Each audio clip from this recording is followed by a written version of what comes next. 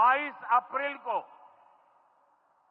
जम्मू कश्मीर के पहलगाम में आतंकियों ने मासूम देशवासियों को जिस बेरहमी से मारा है, उससे पूरा देश व्यथित है। कोटि कोटि देशवासी दुखी हैं। सभी पीड़ित परिवारों के इस दुख में पूरा देश उनके साथ खड़ा है। जिन परिवारजनों का अभी इलाज चल रहा है, वे जल्द स्वस्थ हो, इसके लिए भी सरकार हर प्रयास कर रही है। साथियों, इस आतंकी हमले में किसी ने अपना बेटा खोया, किसी ने अपना भाई खोया, किसी ने अपना जीवन साथी खोया है।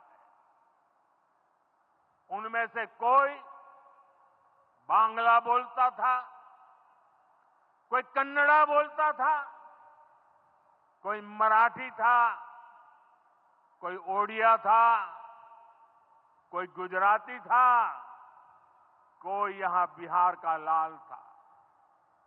आज उन सभी की मृत्यु पर करगिल से कन्याकुमारी तक हमारा दुख एक जैसा है, हमारा आक्रोश एक जैसा है।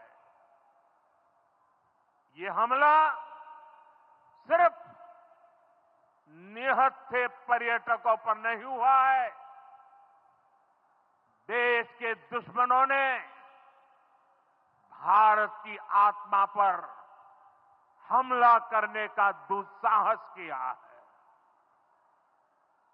मैं बहुत स्पष्ट शब्दों में कहना चाहता हूं, जिन्होंने ये हमला किया है,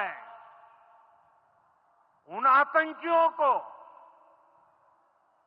और इस हमले की साजिश रचने वालों को उनकी कल्पना से भी बड़ी सजा मिलेगी। सजा मिलकर के रहेगी।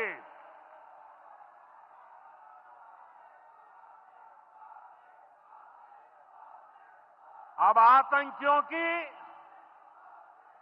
बची खुची जमीन को भी मिट्टी में मिलाने का समय आ गया है।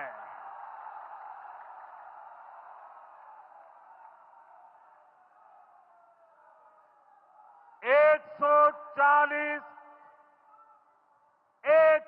चालीस करोड़ भारतीयों की